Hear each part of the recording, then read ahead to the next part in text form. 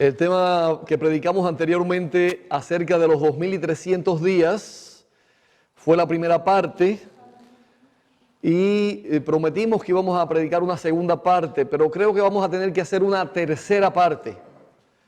Es una profecía larga, además tiene muchos elementos que pudiéramos introducir dentro de la profecía de los 2300 días o años. Una persona que estaba escuchando el tema en internet me dijo: pastor, me interesa el tema, por favor, mándeme la segunda parte. Entonces, pues, estamos grabando ahora la segunda parte también para que los demás, ellos puedan tener también esta segunda parte. Y les prometo que vamos a tener también una tercera parte, porque hay un estudio muy amplio en cuanto a este tema y quisiera tocar algunos aspectos más que nos pueden ayudar para comprender algunos detalles del tiempo en que estamos viviendo y del cumplimiento profético. Y quiero leerle algunas notas esta mañana. No quiero decir solamente yo, quiero que el espíritu de profecía hable y también la Biblia. Y voy a comenzar leyéndoles una nota que está en Conflicto de los Siglos, página 462. Dice allí el espíritu de profecía: se había comprobado que los 2300 días comenzaron cuando entró en vigor el decreto ¿de quién?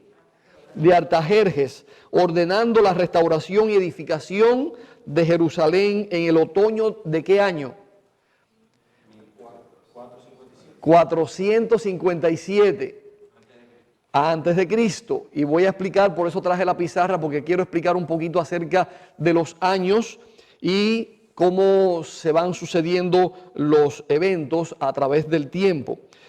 Así que dice ella que se había comprobado en el estudio que la profecía de los 2300 días comenzaba a partir del decreto de Artajerjes en el año 457 a.C. Y tomando este punto de partida, había perfecta armonía en la aplicación de todos los acontecimientos predichos en la explicación de este periodo que se halla en Daniel capítulo 9, 25 al 27. Así que la explicación de los 2300 días, donde aparece el versículo que presenta los 2300 días. Daniel 8:14, ¿cómo dice? Hasta 2300 tardes y mañana, luego el santuario será purificado. Daniel 8:14. Hagamos ejercicio mental para memorizar el versículo y también la cita bíblica. Pero la explicación de eso, ¿dónde la encontramos?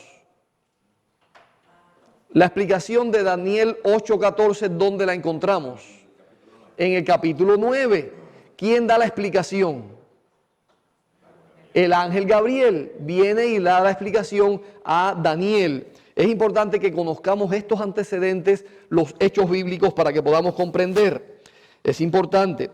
Ahora bien, recordamos que explicamos la semana anterior, cuando comenzamos este estudio, que dijimos que los pioneros habían trazado primeramente el periodo de los 2300 años, terminando en el año, ¿qué año? 1843. ¿Por qué? Olvidaron que no hay ningún año cero. Olvidaron el año cero. Y quiero entrar a estudiar un poquito este asunto del año cero, porque algunos, y yo mismo tenía esa curiosidad. ¿Qué pasó con el año cero? ¿Por qué no se cuenta el año cero? ¿Hay un año cero o no hay un año cero? ¿Qué significa eso? ¿Cómo podemos computarlo? Y estuve estudiando un poquito acerca de esto. Quiero decirles que el primero que comenzó a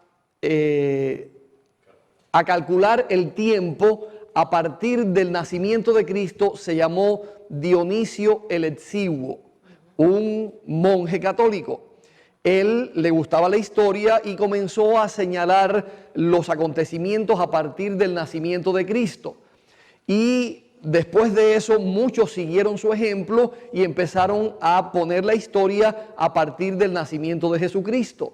Recuerdan ustedes que en ese tiempo la Iglesia Católica es quien escribía la historia, es quien les decía cómo habían sucedido las cosas, y ellos establecieron este estilo de computar el tiempo. y finalmente se quedó como el calendario gregoriano, porque fue Gregorio, el Papa, quien estableció esta forma de computar el tiempo y la historia. Pero finalmente estuve investigando acerca de esto, por qué no se tomó en cuenta el año cero. Resulta que los años antes de Cristo se cuentan de mayor a menor. Viene, por ejemplo, si es desde la creación, es 4000 antes de Cristo. Creemos que hay 4000 años antes de Cristo hasta la creación. Y comenzamos entonces del 4000 hacia Cristo, hacia el cero. 3999, 3998, y va bajando hasta que llega al cero.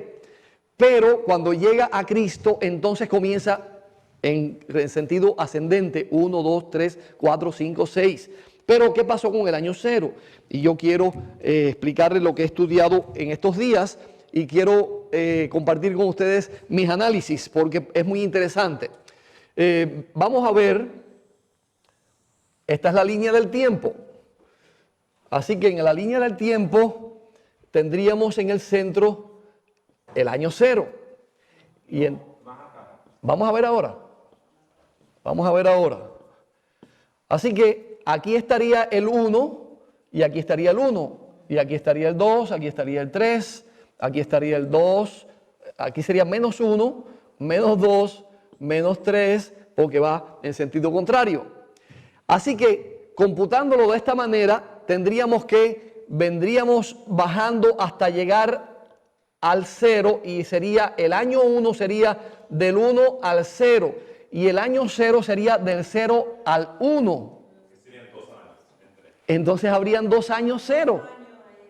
Habrían 2 años 0. Este sería un año 0 y este sería otro año 0. Entonces en la historia no se utiliza el año 0. Históricamente, para computar el tiempo histórico no se utiliza el año 0. No es porque no se conocía el año 0. Les voy a explicar por qué. Los que no vean de acá, no puedo ponerme de otra manera. No sé si puedan ponerse en otra posición para que vean. Pero miren lo que les voy a enseñar ahora. Jesús nacería aquí, ¿verdad? Aquí sería el nacimiento del bebé Jesús. Ahora, de aquí sería el año 1. Cuando Jesús nació hasta aquí, ese es el año 1, el primer año de Jesús. Es el primer año de su vida. Es el año 1 de Jesús. No es el año 0, porque Jesús no tenía año 0. Nadie tiene año 0. Todo el mundo cumple después de pasar el año. Después de pasar los años, cumple, pero es tu primer año. Entonces, este es el primer año de la historia de Jesús. Después de Cristo. Después de Cristo. Y este sería el año 1 antes de Cristo. Este periodo de tiempo sería el año 1 antes de Cristo y este sería el año 1 de Cristo. ¿Dónde está el 0? ¿Dónde está el año 0? No hay año 0. No hay ningún año 0. El año 0 simplemente es un punto en el cual terminó el periodo anterior y comenzó el segundo periodo. Es un punto en el cual terminan los dos tiempos. Pero este es un año antes de Cristo y este es el primer año de Cristo. Año 1 de la vida de Cristo. Por ejemplo, cuando un rey ascendía al trono, entonces se conocía como su primer año en el poder, su segundo año en el poder. No hay año 0. El rey no tiene un año 0 en el poder, es el año 1, el primer año de su reino. Así sucedía, sí sucede en la historia cuando se menciona el asunto de Jesús. Ahora hay otro problemita interesante. Los pioneros, cuando estaban computando este asunto, y voy entonces a cambiar aquí ahora vamos a hacerlo nuevo, estos periodos.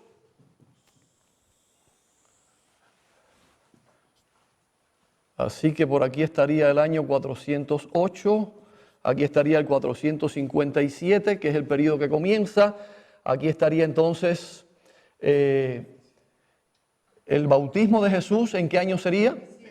27. La muerte de Jesús, 31. Y en 34, ¿qué pasó? La muerte de Esteban. Y aquí terminarían en 1844. Ahora bien, ustedes tienen que pensar lo siguiente. Saquen la cuenta. 457, de aquí hasta aquí, ¿cuántas semanas dijo el profeta que habían? 7 semanas. ¿Cuánto equivalen 7 semanas? 49 años.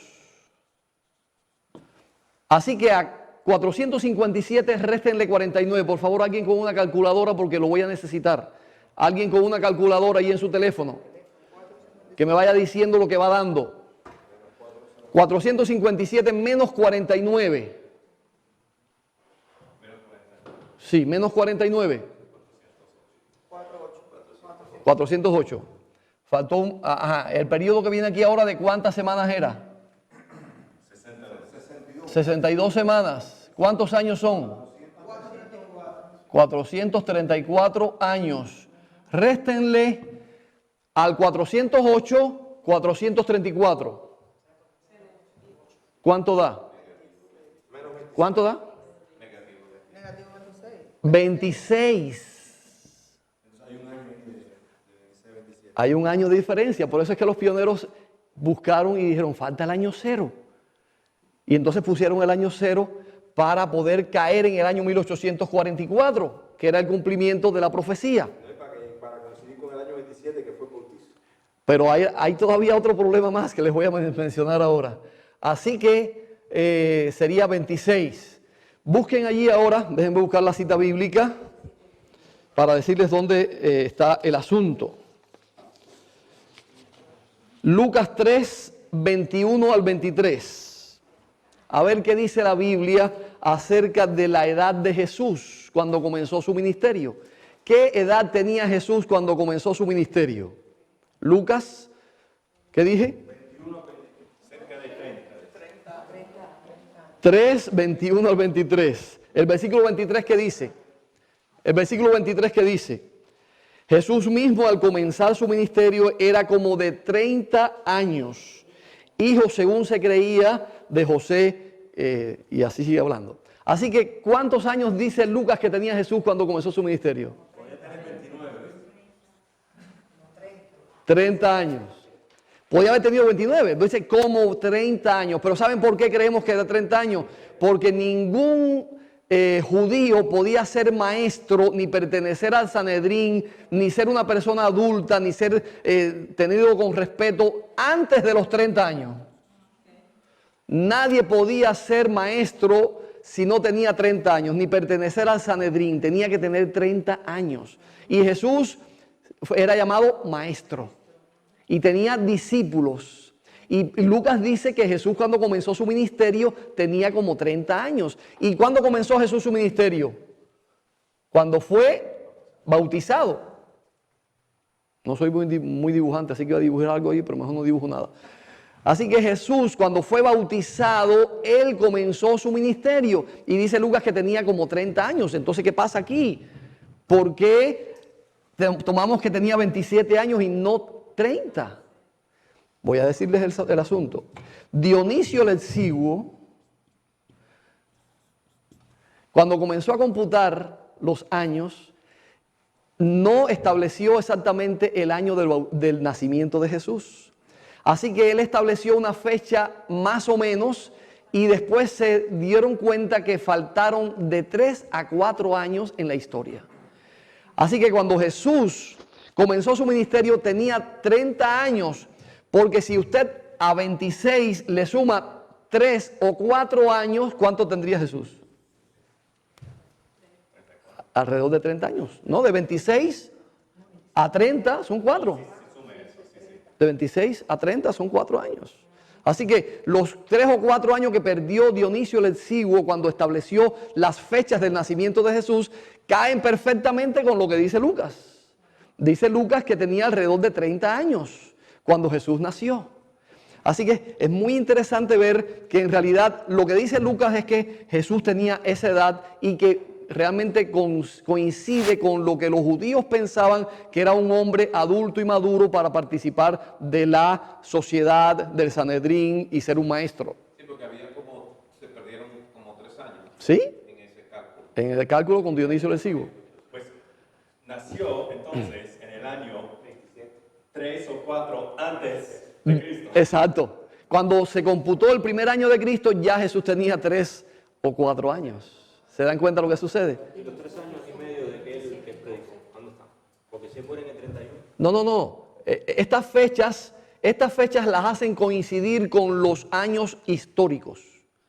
Los años que se computaron con la historia son los años 27, 31, 34. Son los años que históricamente caen de acuerdo al cómputo que se estableció del calendario gregoriano, establecido primero por Dionisio el Exiguo. Así que como se utilizaron esos años, cae en esos años, por eso se pone 27 del bautismo de Jesús, 31 en su muerte y 34 la muerte de Esteban. Ahora, ¿cómo nosotros pudiéramos computar esto para que cayera en 1844? Les voy a decir la verdad, yo no he encontrado la solución, pero la única solución es que Dios es el que computa la historia. No son los hombres, ni somos nosotros. Dios había predicho que pasarían 2300 años hasta que el santuario sería purificado. Y había predicho que pasarían 7 semanas para que se construyera Jerusalén. Y eso sucedió exactamente. Jerusalén fue reconstruida en 49 años. Eso es histórico. Jerusalén fue construida en 49 años. Y luego pasaron 62 semanas, que son 434 años, hasta el bautizo de Jesús. Tenía 27, 26 o 30 años. No nos interesa. El bautismo de Jesús ocurrió 434 años después de la reconstrucción de Jerusalén. ¿Están entendiendo? La edad que tenía no importa. El bautismo de Jesús ocurrió 434 años o, si contamos desde aquí, ¿cuántos serían? 49 más 434. ¿Cuánto es? 49 más 434. ¿Dónde están las calculadoras? 483. Así que desde acá hasta aquí habrían 483 años. Sí, porque faltarían 7 años, que es la última semana. Habían 483 años hasta el bautismo de Jesús. Eso es lo que decía la profecía, que pasaría ese periodo de tiempo. No importa si Jesús tenía, según la historia, 26, 27 o 30 años. Pasaron 483 años, que era el periodo de tiempo en que aparecería el Mesías príncipe, que comenzaría su ministerio, que fue bautizado Jesús. Pero hay un detalle en la Biblia que dice que Jesús tuvo 3 años y medio de ministerio. ¿Sí? ¿Cuándo empieza entonces? Empieza en su bautismo. Aquí empieza el ministerio de Jesús. No podía ser en el año 30, el bautizo de Jesús. ¿Por qué? Porque entonces mueren en el 31. No has comprendido. Si Jesús tenía 30 años, entonces murió cuando tenía 33. Y aquí fue cuando tenía... sería la muerte de Esteban cuando tenía 37 años. Empezó en otoño de... Pero esto no importa. Estoy diciendo, la edad que tenía Jesús no importa. La edad que tenía Jesús no importa. ¿Qué importa en las profecías? Que comenzó en el año 457 y que terminó cuando apareció el bautismo de Jesús. Cuando Jesús fue bautizado, pasaron exactamente desde el año 457, pasaron 483 años hasta el bautizo de Jesús. Esa es la profecía. La profecía no dice que cuando Jesús fuera bautizado tendría 26 años, ni tendría 27, ni tendría 31. La profecía dice que pasarían desde la orden para restaurar a Jerusalén hasta el Mesías príncipe, pasarían 69 semanas. Eso es lo que dice la profecía. Okay, bueno, entonces vamos a la fecha. Si hay una fecha conmemorativa de que cuando Cristo muere. Eso fue en la primavera del Sí. 31. Ok, entonces esa fecha sí está establecida. Sí está establecida. Ahora hay que restarle a esa primavera 3 años y medio. Sí. Porque la Biblia, Ok, olvidémonos de los gregorianos. Vamos a la Biblia. La Biblia dice la muerte de Cristo. Sí. Y 3 Pero años no, y medio. pero no dice que fue en el año 31. ¿Cuántos años tenía Jesús cuando murió? Alrededor. No. Cuando Lucas dice, lo acabamos de leer, que Jesús tenía como 30 años cuando comenzó su ministerio. Okay. Y si pasaron 3 años y medio, ¿cuánto tendría? 33. ¿Pero por qué? ¿Por qué tenemos el año 31? Porque la historia que se ha computado según el calendario gregoriano tiene una equivocación de 3 o 4 años. A ver, Jim. Entonces, ok, en el año 27, eso ocurrió en el otoño de 27. El otoño de 27. Vamos a añadir 3, 28, 29 Y 30. 30 más medio año es la primavera del siguiente, que son 4 años en el calendario, pero 3 y medio porque está pasando desde el otoño hasta la primavera. Exacto. Y entre la primavera de 31 hasta el otoño de 34, son 32, 33, 34 y medio, 30, el otoño de 34. Pues esos son los 7 años. Exacto, exacto. El asunto está que hay una confusión con el cómputo histórico de los años, porque los que establecieron el calendario gregoriano o los que establecieron este tipo de manera de contar el año se equivocaron en establecer el año correcto. Ahora, a nosotros no nos interesa los cómputos humanos, es lo que estoy queriendo decirles. A nosotros nos interesa que la profecía se cumplió exactamente en el tiempo que había predicho el profeta, que había predicho el ángel. Habían pasado 483 años, 69 semanas cuando apareció el Mesías príncipe. Y allí fue bautizado Jesús y comenzó su ministerio. Y después de 3 años y medio murió en la cruz, como decía la profecía, que a la mitad de la semana cesaría el sacrificio y dejaría la ofrenda, ya no sería más necesario el sacrificio, porque Cristo murió en la cruz y ya no hacía falta más cordero. Después de eso pasaron 3 años y medio más y entonces el pueblo de Israel perdió completamente el periodo que tenía aquí, que eran las 70 semanas. ¿Cuánto eran 70 semanas? 490 años. Cuando terminaron las 70 semanas, que eran los 490 años, se acabó la misericordia o el periodo del pueblo de Israel como pueblo de Dios. Y allí comenzó el ministerio de la iglesia cristiana. ¿Cuántos son? 1810 años. 1810 años. Entonces, en esos 1810 años es el periodo de la iglesia cristiana. Después que terminó el periodo del pueblo de Israel.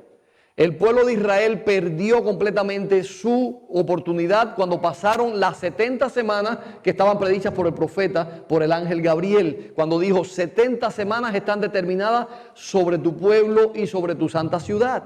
Y estaban divididos en distintos periodos de oportunidades y de acontecimientos para que el pueblo supiera hasta cuándo tendría oportunidad. ¿Recuerdan ustedes cuando Jesús vino que dijo el tiempo se ha cumplido? ¿Qué tiempo se había cumplido? El tiempo que aparecería el Mesías príncipe aquí.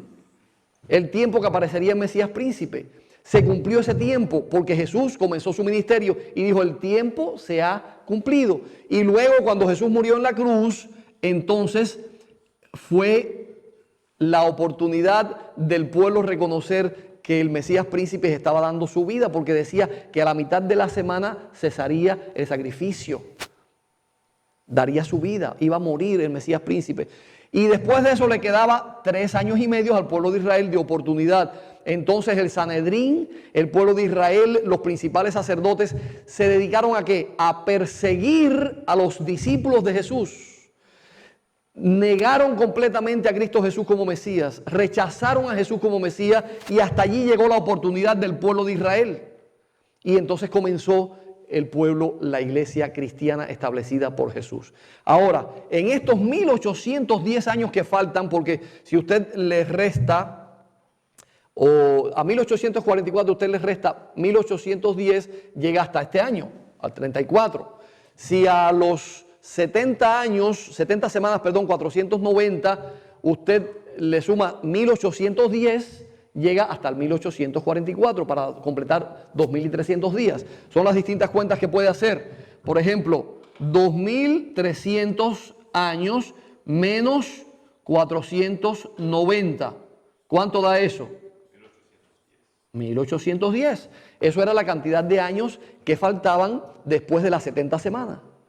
2300 años, les restamos las 70 semanas, que son 490 años, y queda 1810 años, que terminaron en el otoño de 1844. ¿Ok? Eso es lo que quiero que ustedes sepan con respecto al tiempo, a los distintos periodos de tiempo y cómo se computa el tiempo. Ahora, lo que sucedió aquí con respecto a los años y con respecto a los cómputos no interesa con respecto a la profecía, porque la profecía se cumplió exactamente en la vida de Jesús. Claro que se cumplió cuando Él se bautizó. ¿Qué edad tenía? Dice Lucas, tenía como 30 años.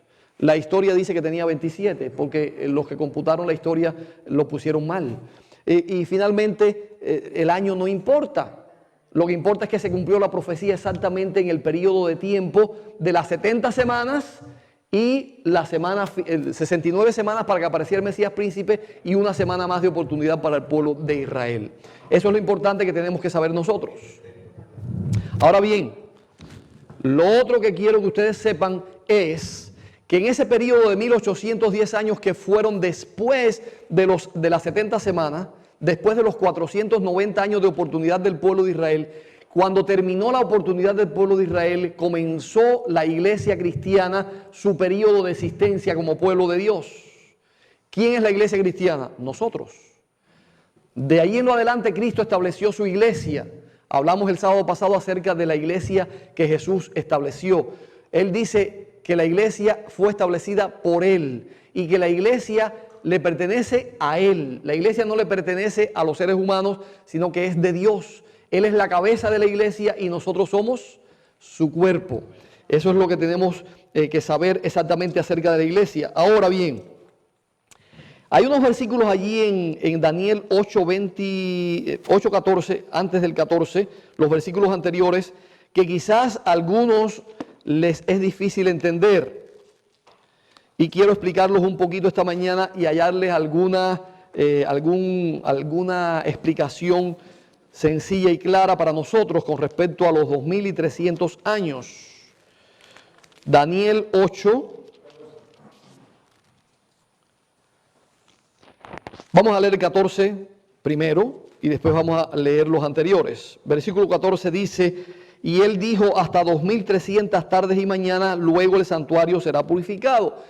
El profeta está escuchando, está viendo en visión a unos seres celestiales y están preguntando: ¿hasta cuándo, Señor, será esta visión y hasta cuándo durará la prevaricación? Vamos a leer los versículos. Versículo 13, directamente donde comienzan a hablar de la profecía de los 2300 años. Versículo 13. Entonces oí a un santo que hablaba, y otro de los santos preguntó a aquel que hablaba: ¿hasta cuándo durará la visión del continuo sacrificio y la prevaricación asoladora, entregando el sacrificio y el ejército para ser pisoteados? ¿Qué significan esas palabras? ¿Qué significan esos versículos? ¿Hasta cuándo, dice, durará la visión del continuo sacrificio y la prevaricación asoladora, entregando el santuario y el ejército para ser pisoteados? ¿Hasta cuándo durará la prevaricación? Quiero estudiar un poquitico estas palabras y compartirlas con ustedes lo que he encontrado. Dice allí que la expiación final, ¿cuándo sucedería? Al final de los 2300 años. Porque el profeta dijo, el ángel dijo, hasta 2300 tardes y mañanas, luego el santuario será purificado. Quiere decir que la respuesta de un santo al otro, de un ángel al otro, fue hasta 2300 días y terminará la visión del continuo sacrificio. Pero vamos a explicarlo un poquito, vamos a ver esos detalles. Dice los versículos, el versículo primero dice, versículo 13, ¿hasta cuándo durará la visión del continuo sacrificio? El continuo, ¿qué cosa es? algo que se hacía continuamente, algo que se hacía continuamente. Está hablando del santuario, está hablando del santuario de Israel. ¿Qué había continuamente en el santuario? El sacrificio continuo. En el lugar santo, ¿qué sucedía? ¿Qué hacía el sacerdote? Cada día rociaba la sangre del cordero. Pero ¿qué había allí continuamente en el lugar santo? Estaban los panes continuamente. Estaban continuamente. El incienso tenía que estar también continuamente. La luz del candelabro tenía que estar continuamente. Así que todo era un ministerio continuo. Tenía que funcionar continuamente. Ahora, el ángel le pregunta, ¿hasta cuándo durará esta visión del que se sea pisoteando el continuo sacrificio? ¿Quién está pisoteando el continuo sacrificio? El cuerno pequeño estaba destruyendo o pisoteando el continuo sacrificio de Cristo. Estaba usurpando el lugar de Cristo para tomar su lugar y quitarle su expiación y el sacrificio que había hecho. Ahora dice aquí, y la prevaricación. ¿De qué prevaricación está hablando? ¿Qué cosa es la prevaricación? El pueblo de Israel tenía que llegar a consumar el pecado para su terminación como pueblo. 70 semanas están determinadas para tu pueblo. Si en esas 70 semanas, 490 años, el pueblo no se arrepentía, no aceptaba al Mesías, no aprovechaba esa oportunidad, había llegado a llenar la copa de prevaricación, la copa del pecado. Por eso dice, hasta que se consume la prevaricación. ¿Cuándo terminará la prevaricación? ¿Cuándo terminará de consumar el colmo de su pecado? El pueblo de Israel. Entonces, esa es la pregunta que está haciendo el ángel al otro. Es lo mismo que dijo Elías, ¿hasta cuándo prevaricaréis entre dos pensamientos? Así que, ¿y hasta cuándo iba a ser la oportunidad de la prevaricación para el pueblo de Israel? 70 semanas, 490 años. Y allí terminó la copa de la misericordia. Hasta allí se llenó la copa del pecado y de la oportunidad para el pueblo de Israel. Ahora bien, después dice, versículo 13, sigue diciendo, y la prevaricación asoladora, entregando el santuario y el ejército para ser pisoteado. 9:24, 70 semanas están determinadas sobre tu pueblo y sobre la santa ciudad para terminar la prevaricación y poner fin al pecado. Terminar la prevaricación fue lo que estábamos viendo, terminar la copa de oportunidad para el pueblo de Israel y poner fin al pecado. ¿Se le puso fin al pecado después de los 2300 días? Aparentemente. Y eso es lo que quiero que comprendamos. ¿Qué sucedía el día de expiación en el pueblo de Israel en el santuario? ¿Qué se hacía el día de expiación? Se llevaba la sangre al lugar santísimo y se purificaba el santuario. Se ponía fin al pecado de todo el año. ¿Era así o no era así? Se ponía fin al pecado de todo el año porque se purificaba el santuario de todos los pecados que habían sido depositados durante cada día del año. Se ponía sobre macho cabrío y se llevaba al desierto. Así que está señalando el final de los 2300 días, el día de expiación. Está señalando el día de juicio, cuando se ponía fin al pecado del pueblo de Israel. Era el día de expiación. Y estoy trayendo esta explicación porque muchos no entendieron que los 2300 días señalaban el día de expiación cuando el sumo sacerdote pasaba del lugar santo al lugar santísimo. Y todo lo que está diciendo aquí tiene que ver con el día de expiación, con el día de juicio, el día de Yom Kippur. Así que dice que traería fin al pecado. Se está refiriendo al día de expiación cuando se ponía fin al pecado de todo el año. Y expiar la iniquidad. ¿Cuándo fue expiada la iniquidad? En la cruz. ¿Y cuándo más? ¿Solamente se expió la iniquidad en la cruz? El día de Yom Kippur, el día de expiación. ¿Por qué se llama el día de expiación?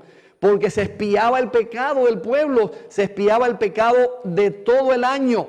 Se ponía fin al pecado, se expiaba la iniquidad, se expiaba el pecado. Así que la expiación del pecado no terminó en la cruz del Calvario cuando Cristo murió. La expiación final termina cuando Cristo salga como sumo sacerdote del lugar santísimo. Por lo tanto, la expiación se está haciendo hoy en el lugar santísimo. Los evangélicos y algunos cristianos creen que la expiación terminó en la cruz del Calvario. Pero nosotros como adventistas sabemos que la expiación termina el día de expiación. Cuando Cristo entró al lugar santísimo para expiar nuestros pecados con su propia sangre. ¿Se dan cuenta? O sea, el ministerio continuó, porque cuando Cristo muere Fue una parte de... los pecados pasados antes de él para los pecados futuros. Exacto. El pueblo recibe el perdón de sus pecados pasados y ahora el Señor pasa al lugar santo después de la muerte en el Calvario, pasa al lugar santo para seguir su ministerio de intercesión, para ofrecer el sacrificio, para ofrecer los panes sin levadura, para ofrecer la luz del candelabro que es la luz de la palabra y todo el simbolismo del lugar santo. Pero cuando entra al lugar santísimo es para expiar finalmente el pecado y ponerlo sobre el culpable. ¿Quién es el culpable? Satanás, Azazel. Así que el día de expiación finalmente es que termina el ministerio de expiación del pecado, de expiar el pecado. No termina en la cruz.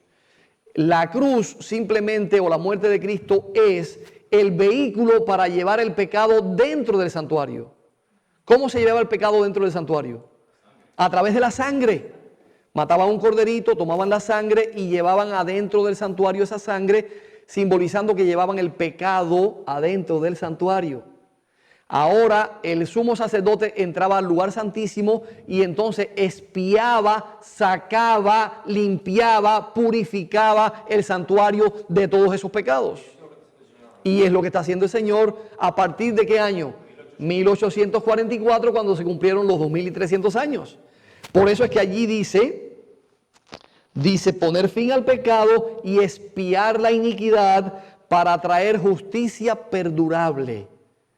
Ya el Señor trajo justicia perdurable. ¿Cómo se puede aplicar que el Señor trae justicia perdurable al final de los 2300 días? ¿Qué comienza al final de los 2300 días? Comienza la justificación por la fe. La justificación por la fe es lo que trae justicia perdurable, porque es la justicia de Cristo, no nuestra propia justicia. Cuando Cristo murió en la cruz, entonces ya no hacía falta más el macho cabrío ni el corderito, porque ellos no podían expiar el pecado. Recuerdan que Pablo lo dice, que los sacrificios no pueden expiar ni quitar nuestros pecados. Solamente, ¿qué cosa? La sangre de Cristo puede expiar nuestros pecados. Por eso Él trajo justicia perdurable. Ya no hace falta más sacrificios. Ya no hace falta más porque Él dio su sangre, es el Cordero perfecto que quita el pecado del mundo. Así que allí vemos que está señalando al día de expiación, el versículo 24, para traer justicia perdurable y sellar la visión y la profecía. ¿Qué significa esto? Sellar la visión y la profecía. ¿Qué sucederá al final cuando salga el sumo sacerdote del lugar santísimo?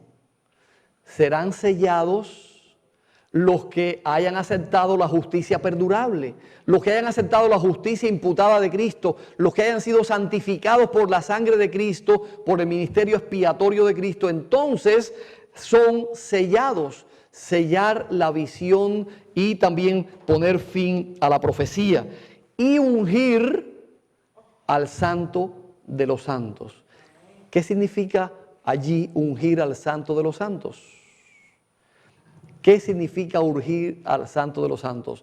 Cuando Jesús fue bautizado, fue ungido. Pero estamos señalando aquí al final de los 2300 años, no el bautizo de Jesús. Muchos piensan que ungir al Santo de los Santos fue cuando Jesús fue bautizado, porque era el Santo de los Santos. ¿Quién es el Santo de los Santos? El lugar santísimo. El santo es el lugar santo y el santo de los santos es el lugar santísimo. ¿Cómo se purificaba o ¿cómo se dice aquí? Santificaba, se ungía al Santo de los Santos. El día de expiación se purificaba el lugar santísimo. No es lo que se hacía el día de expiación. Purificar el lugar santísimo es como ungir al Santo de los Santos. También hay una explicación que algunos teólogos dan diciendo que el día que comenzó el ministerio del santuario, se ungió el santuario completo. Se dedicó el santuario y se hizo una ceremonia de dedicación del santuario y se ungió el santuario como el Santo de los Santos. Pero yo lo veo más como el momento en que Cristo entra al lugar santísimo y está haciendo expiación y está purificando el santuario. Entonces está ungiendo al Santo de los Santos, que es el lugar santísimo. Porque el Santo de los Santos es el lugar santísimo. Cristo sí es Santo de los Santos como ser humano, pero aquí está señalando al día de expiación, está señalando al final de los 2300 años y al final cuando será terminada la visión y serán sellados los redimidos. Así que todo esto que dice el versículo 24 está refiriéndose al lugar santísimo, está refiriéndose al ministerio de Jesús en el lugar santísimo, que muchos no lo entendieron porque no habían comprendido cuál era el significado del sellamiento, de la visión, de la expiación final, y ya no habían entendido qué cosa era ungir al Santo de los Santos. Pero ahora nosotros podemos comprender que se refería a el momento de que Cristo entrara al lugar santísimo para hacer expiación final por el pecado. Ahora bien, en este periodo, esto solamente fue un poquito de explicación del versículo 24 de Daniel 9, pero en el periodo de los 1810 años, después que terminan las 70 semanas, ocurren muchos acontecimientos hasta 1844. Ahí están ubicadas las 7 iglesias. Las 7 iglesias, ¿cuáles son? Éfeso, Esmirna, Tiatira, Sardis, Filadelfia, Laodicea. Ahí están las 7 iglesias desde el año que termina el tiempo para el pueblo de Israel hasta que termina los 2300 años. Está el período de la iglesia cristiana, las 7 iglesias. Pero además de eso, suceden cosas. Por ejemplo, sucede la persecución de los 1260 años, que comienza en el año 538 y termina en el año 1798. Hay unos periodos que menciona Daniel, allí en Daniel capítulo 12, 1290 años y 1335 días. Versículo 7. Porque hay algunos teólogos que dicen que los periodos de Daniel 12 son periodos literales. Porque el profeta Daniel está hablando aquí en Daniel 12 acerca de tiempos literales y no son tiempos simbólicos. Nosotros hasta aquí estábamos viendo y ubicando estos años de los 2300 días como días simbólicos, días proféticos, día por año. 70 semanas de años. 2300 días que equivalen a 2300 años. Todo lo que habló el profeta hasta aquí estaba hablando de días simbólicos, días proféticos, día por año. Pero algunos teólogos dicen que en el capítulo 12, capítulo 11 y capítulo 12, el profeta está hablando de días literales y que no hay ningún asunto simbólico en el capítulo 12. Vamos a leer el versículo 7 del capítulo 12. No voy a leer todo el capítulo ahora, pero para ver si esto es simbólico o es literal. Versículo 7 del capítulo 12 de Daniel. Y oí al varón vestido de lino que estaba sobre las aguas del río, el cual alzó su diestra y su siniestra al cielo y juró por el que vive por los siglos, que será por tiempo, tiempos y la mitad de un tiempo. Esa expresión, tiempo, tiempos y la mitad de un tiempo, ya la hemos escuchado anteriormente. Y yo quiero que la próxima vez que estudiemos vamos a estudiar este periodo de los 1260 años. O tiempo, tiempos y la mitad de un tiempo. O 42 meses. Vamos a estudiar eso en el próximo estudio. ¿Qué simboliza eso?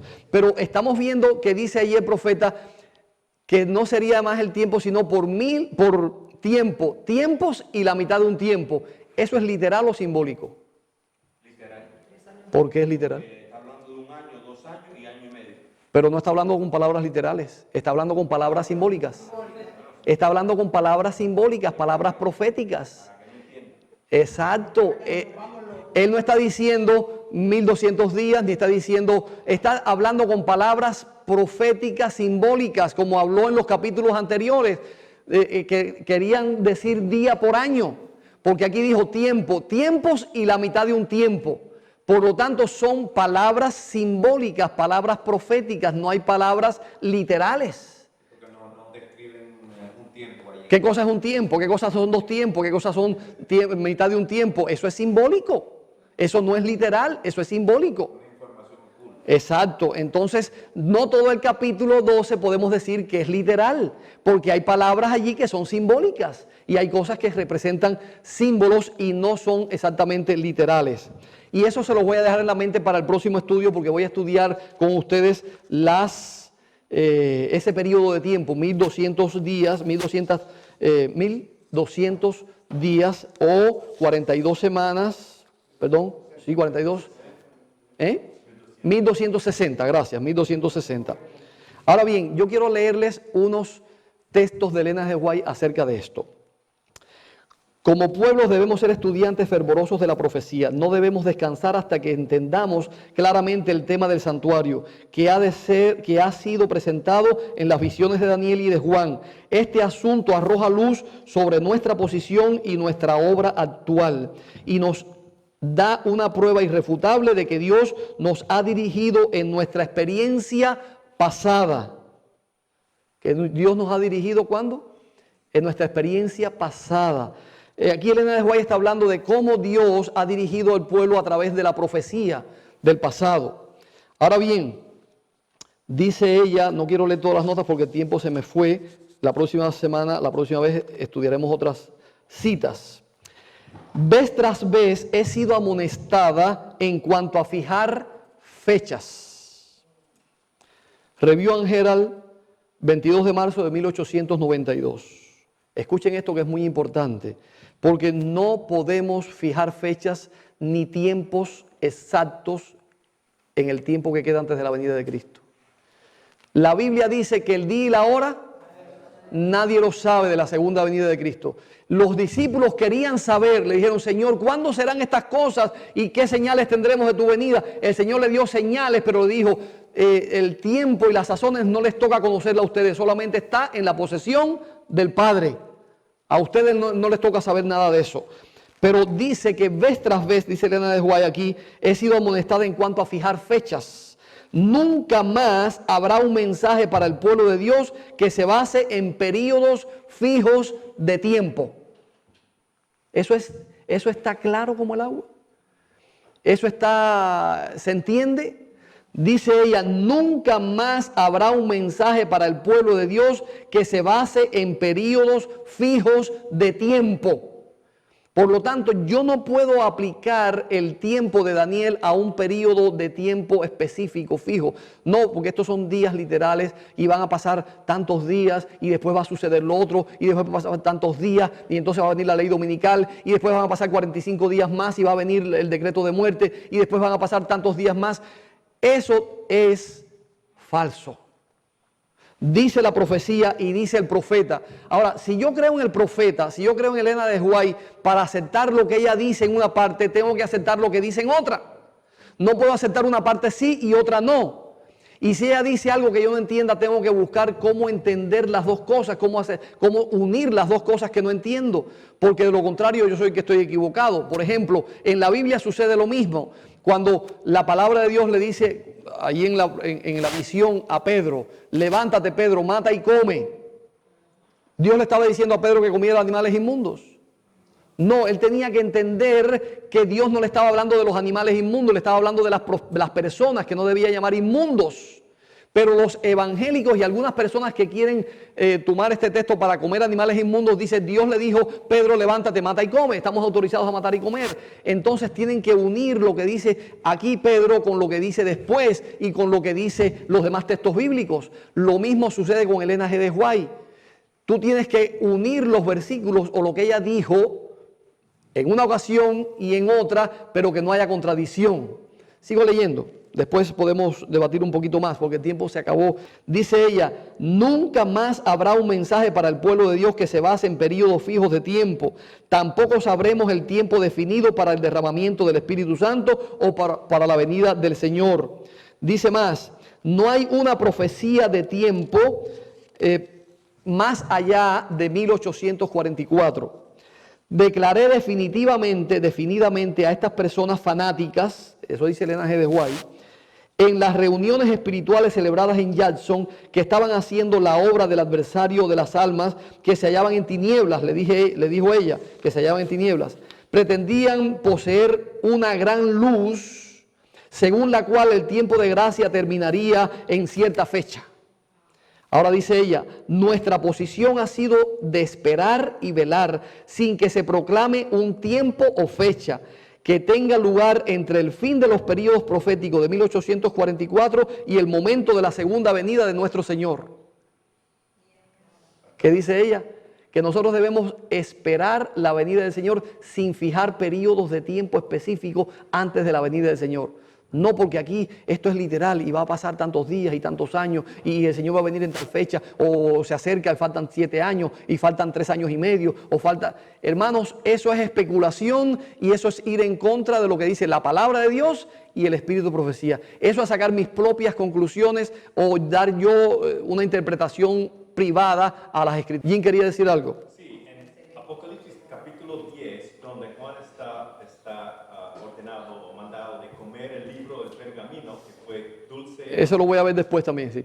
Sí, y eso, el ángel juró que no habría Más tiempo. profético, y eso significa tiempo profético. Y ese capítulo está completamente en el contexto del 1844.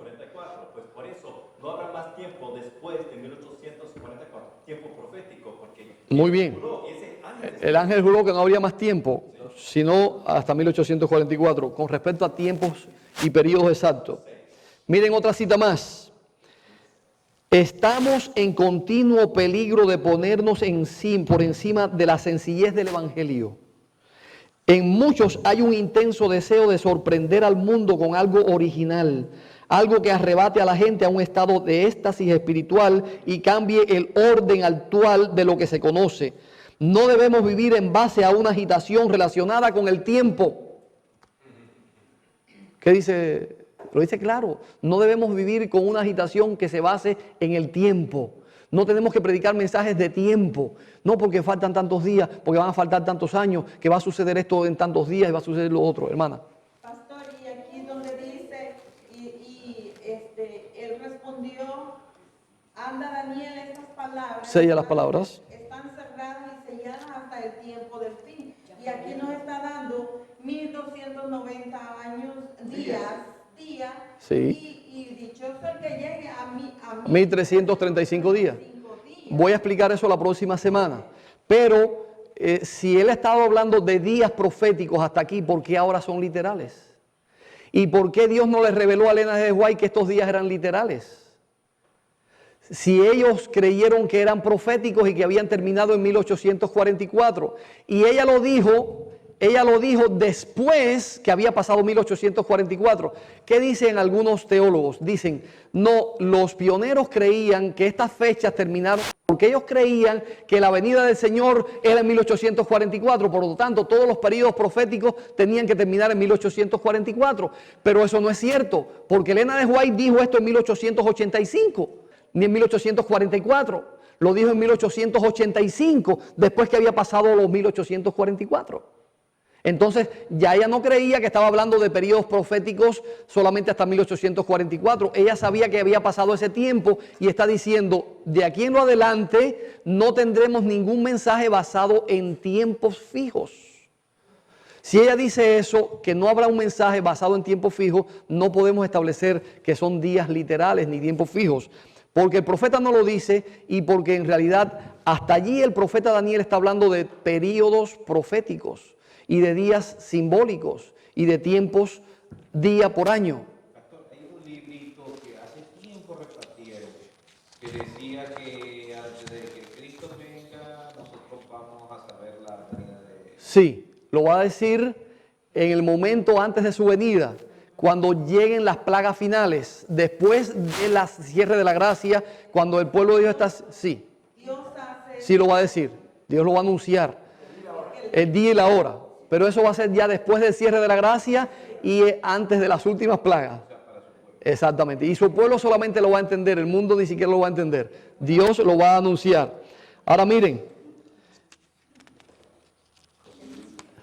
Sí, dice aquí, copia de una carta. Ella estaba yendo hacia una reunión y entonces dice que estaba buscando entre sus escritos algo que ella pudiera llevar a esta reunión. Y dice que encontró una copia de una carta que ella había hecho y que había escrito en junio 21 de 1851 en Camden, Nueva York. Dice, el Señor me mostró que el mensaje debe avanzar y que no debe depender del tiempo, pues este no será nunca más una prueba.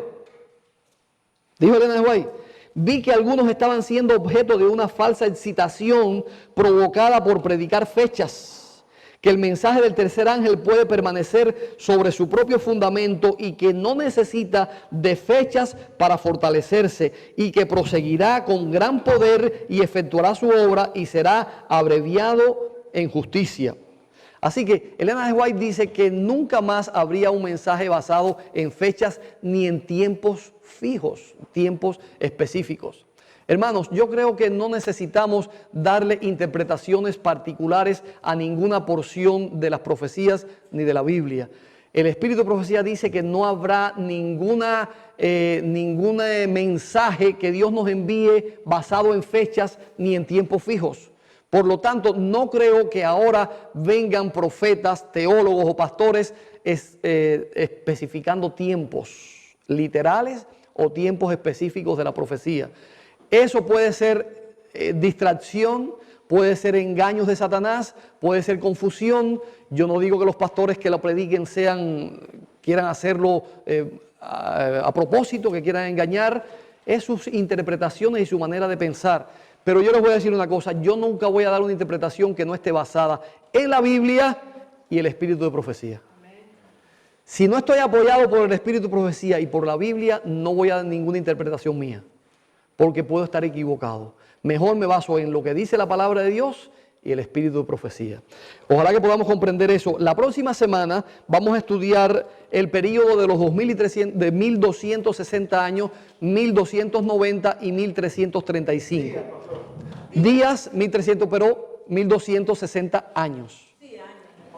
1260 años, 1290 días y 1335 días. Pero también los 1260 días son años. Se mencionan como 1260 días y se mencionan también como 42 meses y se menciona también como tiempos y la mitad de un tiempo. Entonces vamos a estudiar eso el próximo estudio. También en un cumplimiento se puede repetir ese mismo cumplimiento en otra, por ejemplo, en el destrucción de Jerusalén vuelve a repetirse. Sí, y Elena de White dice que muchos de los acontecimientos se repetirán, pero no dice que se repetirá, dice se repetirá la historia. Se repetirá la historia, es decir, las cosas que sucedieron van a volver a suceder, pero no los periodos de tiempo. Y eso es lo que dice ella. Muy bien, son estudios muy, muy interesantes y profundos que es importante que los investiguemos y los profundicemos. El Señor nos ayude. Bien, vamos a orar porque ya los hermanos están al pasar para acá y tenemos que recoger esto acá. Vamos a orar para terminar. Quiero que sepan que no estoy tratando de contradecir nada ni de nadie. Estoy tratando de decir lo que dice la palabra de Dios y el Espíritu de Profecía. Sí, estudiar. Y me gusta que estemos convencidos por la palabra de Dios y por el Espíritu de Profecía. Que no nos dejemos guiar por otra cosa que no sea el Espíritu de Dios y el Espíritu de Profecía. Y tener siempre un buen espíritu de aceptar lo que Dios nos dice de la manera correcta. Vamos a orar. Padre de amor, suplicamos el perdón de nuestras faltas y nuestros pecados. Y te pedimos de favor que nos ayudes para que nuestro entendimiento pueda ser abierto por tu Santo Espíritu. Así como tú enviaste al ángel Gabriel para explicarle a Daniel Envía, Señor, para que también nosotros podamos entender tu palabra. Pero, Señor, que nosotros no seamos duros de corazón, ni tampoco tratemos de poner nuestras propias interpretaciones, que podamos aceptar tu palabra como tú la has enviado. Ahora, Señor, danos también amor, paciencia para con cada uno y que podamos seguir unidos y amándonos los unos a los otros. Que podamos seguir apoyándonos y estudiando tu palabra para llegar juntos al reino de los cielos. Gracias por tu palabra y gracias por tu espíritu. Lo pedimos y lo agradecemos todo en el nombre de Jesús. Amén.